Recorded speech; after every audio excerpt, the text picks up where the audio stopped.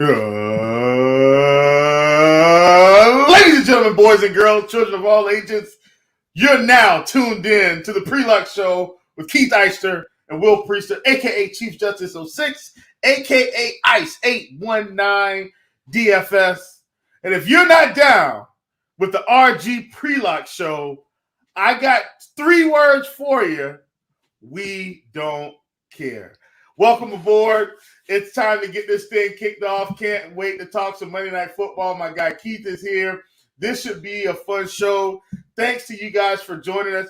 I think the intro probably got us an extra 5 clicks on the thumbs up button. Let's get 5 quick clicks for the intro. Keith, what is going on? How are things in your world, sir? What an amazing intro there, Chief. Watched you on Crunch Time earlier today. Amazing job there filling in as well. So you might just find yourself a new gig with these hosting duties here. I don't know. Kevin Roth and Dean and all these hosts better look out. Well, no, listen, they can absolutely keep their jobs. I like doing analysis because I do like getting in on the prop game, getting in on the DFS game. But I don't mind hosting a good change of pace. So I'm always down to help out the team. It's Halloween. We got dads that are going out handing out candy. Some people may not be feeling well. So Keith and Chief are here. That's got a good ring to it. Keith and Chief, sir. We're here. And we're talking Showdown. Keith, when it comes to Showdown, what I want to do tonight, if you don't mind, let's just get FanDuel out of the way because people just seem to say, oh, we don't talk FanDuel. Let's just get it out of the way. How do you want to handle FanDuel? It's going to be more straightforward because, hear me out, I'm not saying there's no strategy involved. I'm saying there's no multiplier. There's no salary changes. It's just kind of a flat thing here.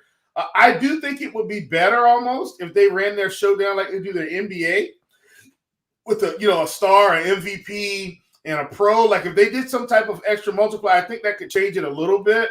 And that would probably make it better. FanDuel, if you're watching this, take some notes maybe. But let's just hop into FanDuel. How do you want to handle this MVP spot? We got no Jamar Chase tonight. So I'm not saying the offense is going to look incredibly different. I'm saying, the focal point is going to be a different person. So what are your thoughts? And then how are we going to handle this Cleveland side who seems to be trying to possibly move Kareem Hunt out of the equation, possibly with the trade? Yeah, some loaded stuff in there. I think I know where you're going with some of those points. So I think we might have the same views on some of those, but totally agree with your FanDuel take here. It's a different game for sure. Much more likely to be one of the quarterbacks in the MVP or just the overall guys that project better in the MVP because you just pay their flat salary. You don't have to deal with the multiplier, like you said. So Joe Burrow, very clearly the number one option here. You touched on the Jamar Chase stuff. Obviously, him being out affects this offense, but they still have plenty of talented skill position players on this offense. I think T. Higgins is one of the better wide receivers in the NFL. He's probably the best wide receiver 2 in the NFL. I think he steps right into a humongous role here. A little bit of chatter out there about him possibly being double teamed a little bit more, as Jamar Chase usually has a ton of the attention on him. Maybe Higgins is a guy that Cleveland just tries to take out of this game. So while he's a great play, he should see an increased target share here. A little bit of concern about the defensive scheme against him. I'm personally on Joe Mixon a ton in this spot. We have seen Cincinnati lean really, really pass heavy the past couple of weeks here. Without Jamar Chase, I think this is a good spot for them to get Joe Mixon going. Cleveland has been really bad against the run. They do get Jadeveon Clowney and Myles Garrett both back on the field today, so that should help a little bit. But I'm still not scared of this Cleveland rush defense. So Joe Mixon would be, if I wasn't going Burrow in the MVP, Joe Mixon would be the guy I'm leaning to. And then I'm struggling to see how Cleveland keeps this game close. Their defense has been bad this year.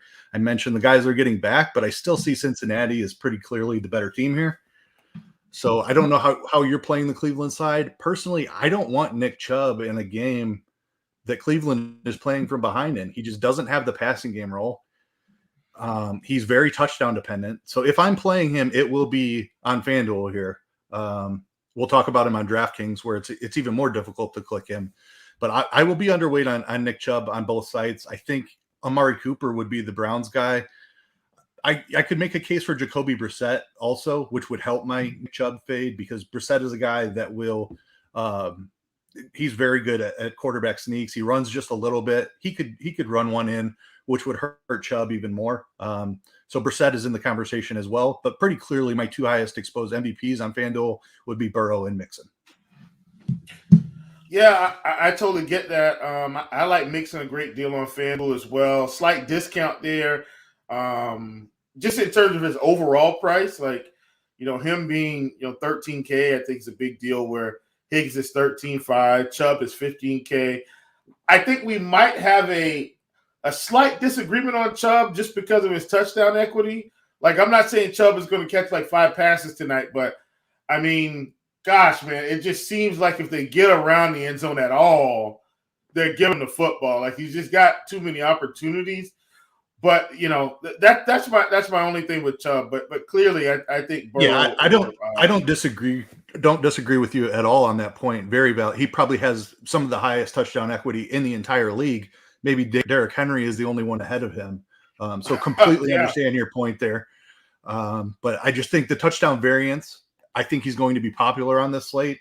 Not saying you can't play him. He's certainly a great play, probably the best play on Cleveland if I was just to rank them. But from an ownership standpoint and just a game theory standpoint, he's a guy I'll be underweight on today.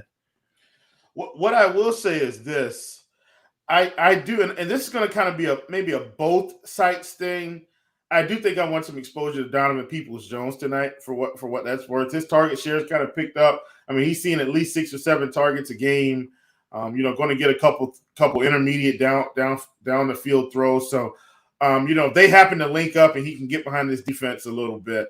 He's a guy that could take one to the house. So I don't think he's that off the beaten path, but he's going to have lower ownership than a lot of these other guys. So want to mention that. All right, folks, I think that's going to wrap up FanDuel. I'm not just trying to kick the can on FanDuel, but it's just less strategy involved. We're on DraftKings.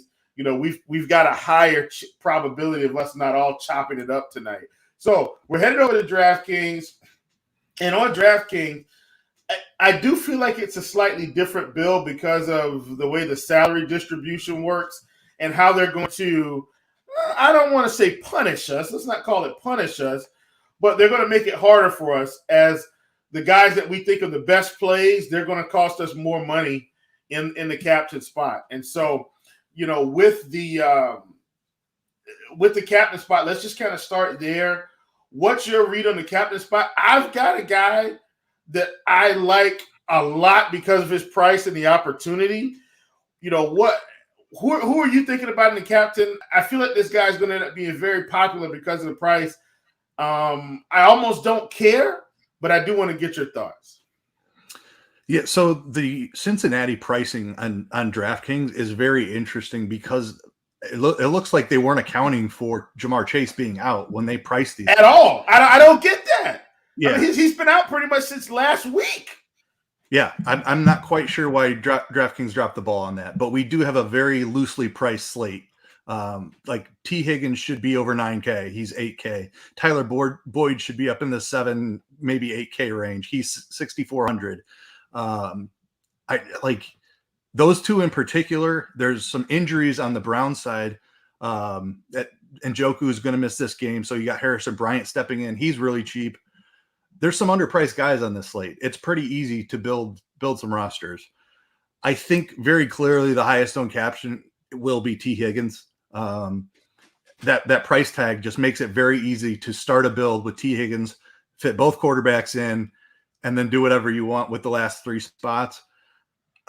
You have to have some exposure to T. Higgins, in my opinion. He's probably the best play in this game.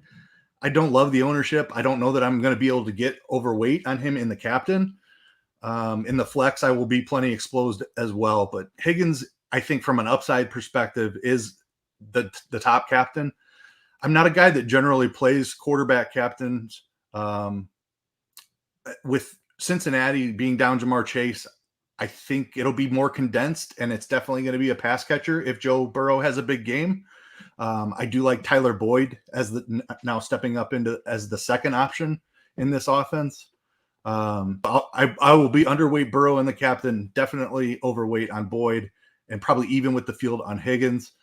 The guy I'm going most overweight on is Joe Mixon, though. I gave that takeover on FanDuel. It's the same for me on DraftKings.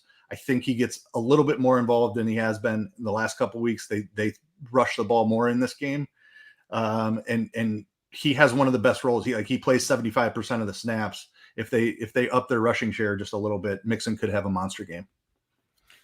Yeah, man, I agree with you on Mixon. I think my favorite personally is Tyler Boyd. It's just the price. Like, Tyler Boyd 6,400 in the flex. Like at that captain spot, being able to get him. I mean, a very, very discount price at 9,600.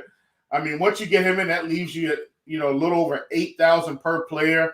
I can legitimately do whatever I want at that point. Like I'm able to get in Burrow comfortably. I'm able to get in Higgins comfortably.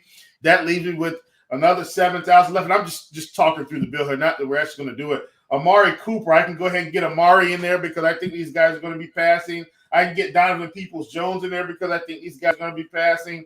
And then that leaves us with, 8,400 left. And lo and behold, I can kind of do whatever I want. Like I don't feel like I have to have Jacoby Brissett for the pass catchers to get what they need to get. Like Jacoby could end up with essentially, I do think he's going like around 220, 230, in terms of passing. Maybe Amari Cooper has the 8-catch, 80-yard game and a touchdown, and Donovan Peoples-Jones has the 5-catch, 60-yard game and no touchdowns, and then it just kind of works out for us. But all in all, I do feel like Tyler Boyd, being able to get some exposure to him in the captain feels like a big discount and just able to jam in a lot of good players. The problem is how many other people are going to be doing that because of that salary relief. Yeah, and I mean, you can do the same stuff with Higgins. Like you can play Higgins, both quarterbacks and Mixon in the same lineup and not even have to sacrifice all that much. So pricing, like we talked about, is really loose here. I think leaving money on the table is leaving salary is absolutely in play on this slate. I think you should be leaving some to help differentiate, because like you can't just play Boyd in the captain and then play the 5 best plays, or you're going to be duped a bunch of times in whatever contest you're playing in. Boyd did just go off. He went nuts in the last game, had 155 yards. So I am a little bit concerned about him getting popular as well, especially with that narrative around Higgins, like I kind of talked about, where people are saying, now he's going to see the number one and more of the double teams. Like, I'm sure you've seen the pictures floating around Twitter where the safety is always shaded towards Chase, and now that's potentially going to be Higgins that's dealing with that type of coverage. I don't really care about that. I still think he's plenty talented enough to win, but just worth throwing out there. I'm with you. I'm a little bit of concern for Boyd's ownership. I think the Browns are going to be quite under-owned here. So I am interested in some of this, but I think I'm just going to play the pass catchers, and Brissett is the primary way I'm going to attack that. I do love Cooper as a contrarian captain. I think there's a very real chance he could go over 100 yards. He has 2 touchdown upside. So Amari Cooper, absolutely in play for me. If I'm playing Chubb DraftKings, it will be as a captain, and that's for the touchdown equity that you mentioned. There's 3 touchdown upside here for Chubb. I will probably be significantly underweight on him in the flex, and that's to go over some of the pass catchers like Cooper, Hayden Hurst. You mentioned Peoples-Jones. He's fine on FanDuel. I really like him on DraftKings here. Curious about your Kareem Hunt take. You touched on it a little bit. How are you handling Kareem Hunt? This is obviously a backfield that they've split up here a little bit in the past. I'm just going to hit the X button tonight, and if it burns me, it burns me. I'm scared of this trade news. It's kind of like, so for instance, look, man, I took Roquan Smith over tackles yesterday at 9.5, and he ends up with like 1 or 2 tackles, and I'm like, that's not even, like, what in the world is happening with Roquan Smith? And then lo and behold, guess what happens, folks? He gets traded to Baltimore today. You can't tell me that he didn't know he was getting traded. Agent had to give him a call and say, hey, man, looks like this deal with Baltimore may be going through. Go out and do your best, but we don't need you getting hurt out there because you're going to Baltimore. Okay, I'll look like I'm doing a bang-up job, and I'll get 2 tackles. And that's how I feel about Kareem Hunt. Workload was kind of coming down anyway. Looks like the team may be, preparing for a trade. And that also come back to burn me. Kareem Hunt could have the game of his life. I don't think so. So I'm going to be fading Kareem Hunt tonight for what it's worth. And that's just the approach I'm going to take. So hopefully, this all comes together really well for us. And, we can get this thing done. But yeah, man, I'm taking the fade Kareem Hunt train if I've never seen it before in my life. Yeah, I'm totally with you there. There's a lot of trade chatter around. Schefter wrote an article about it. Like it seems pretty likely that he gets moved before the trade deadline tomorrow. And you touched on it too. His workload over the last 2 weeks, he only has a total of 9 carries, 4 carries and 5 carries in the last 2 weeks. They've already been phasing him out of this offense. So I agree. Like I love playing the second running back on showdown plates. Just not going to be doing it. That could bring Dearness Johnson into the conversation, but we've talked about it already. Like you just don't need that salary. On a different slate, I would absolutely love Dearness Johnson as a play, just a punt option for, I think he's $200 on the salary. But we already talked about just play Boyd the captain and you can literally play whoever you want. You don't need a $200 guy on this slate, which is unfortunate because I think Johnson will have a bigger role than we've seen in the last couple of weeks. But like I said, we just don't need it on this slate. Yeah, we don't. I'm just kind of looking over things right now.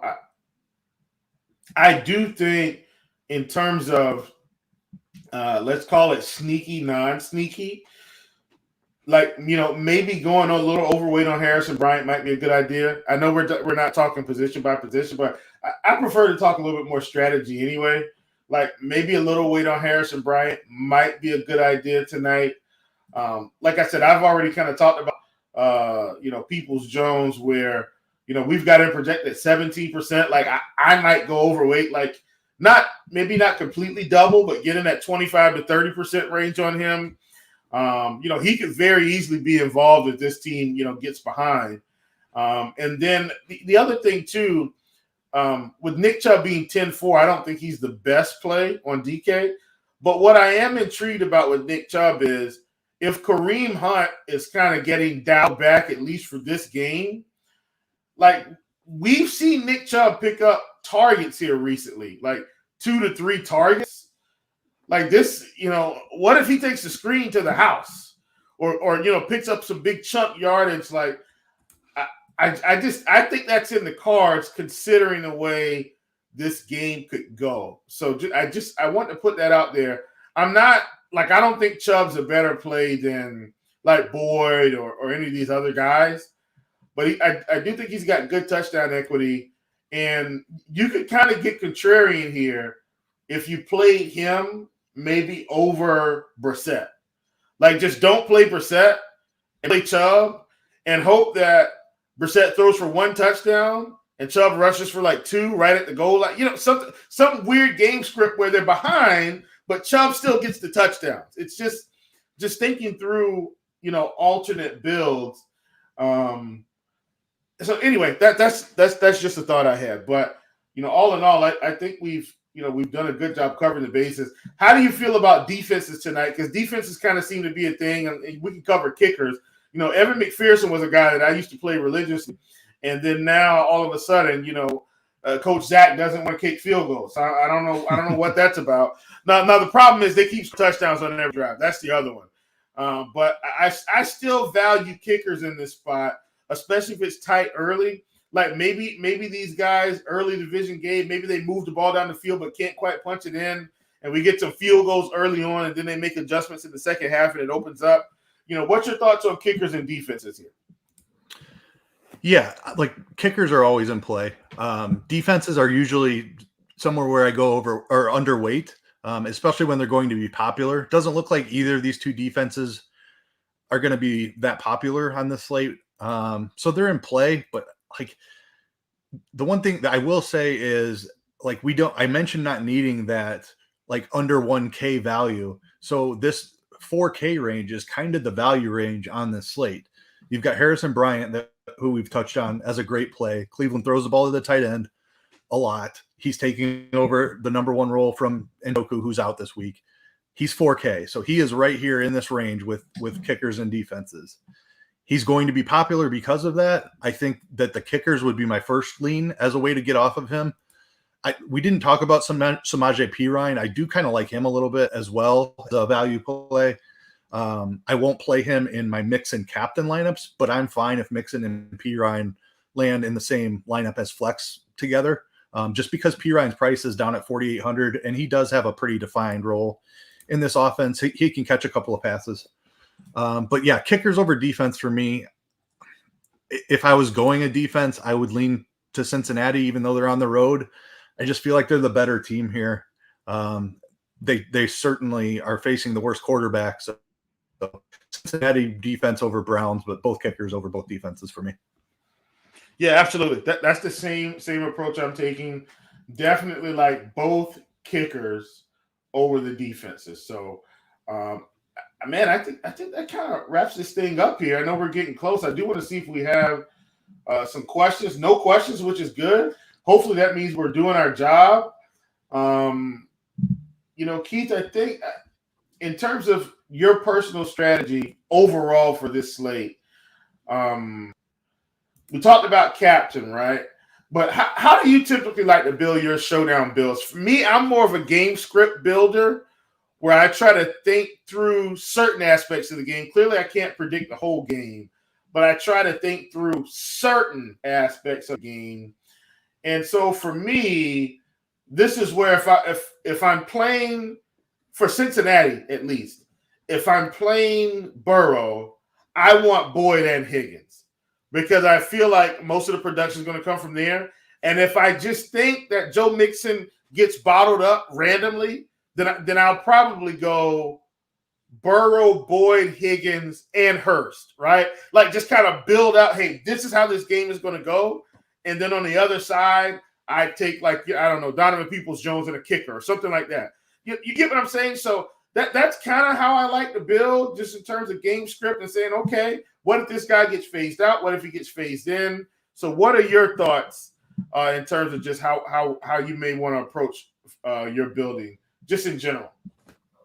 Yeah, just overall strategy. I talked about Mixon being probably just my favorite. With no Jamar Chase, I feel like Cincinnati goes back a little bit more run heavy than we've seen over the last couple of weeks. And then on the Cleveland side, and this is really how I'm differentiating more, is like Cleveland is known as an extremely run heavy team, and they are. And they're not going to give up on Nick Chubb just because they get down 2 scores. I definitely see that.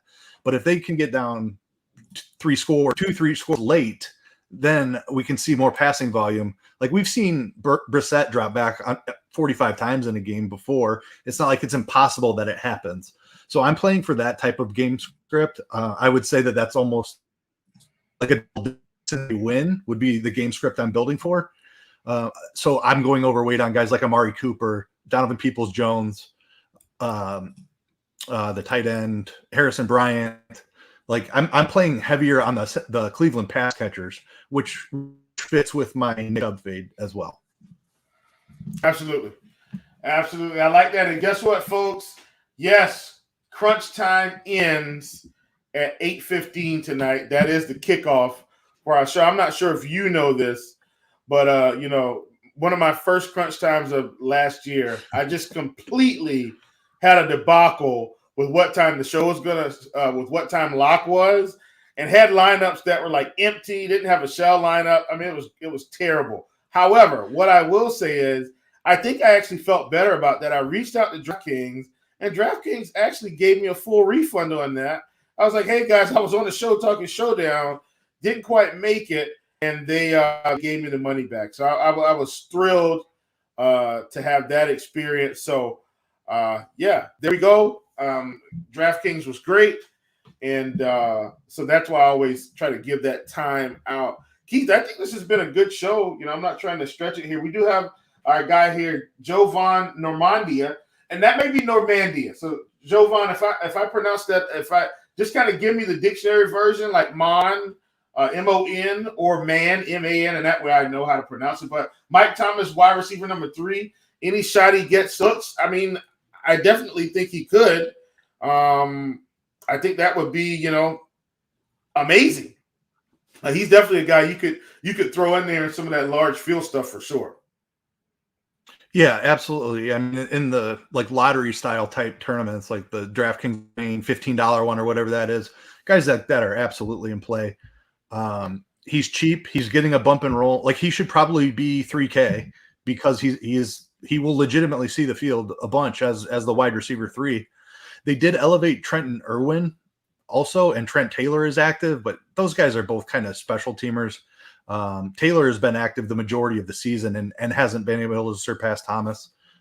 So yeah, if we're talking super cheap punt guys, Thomas absolutely in play. And we talked about the Cincinnati and their pass rate here recently. If they stick with their pass rate, then Mike Thomas is a fantastic play. I'm leaning that they go a little more towards the Joe Mixon side, but if Burrow's dropped 3 times, absolutely Mike Thomas is very much in play, and we could definitely see that against them too. Yeah, I like that a ton. All right, well, Devin, I know we're right before lock, and typically we go to 8:15, but it looks like I don't see any questions. I think we've covered strategy. Like I said, we started with FanDuel tonight. And so Jovan did let me pronounce it Normandia or Normandia. Maybe Normandia. So he put Norman plus D-I, Normandia. So Jovan Normandia, thanks for clearing that up, bud. We don't want to mess up people's names. So there we go. Thanks for joining the show. It's 8:14. By the time we get out of here, we may be John Morant is playing, if anybody's playing NBA.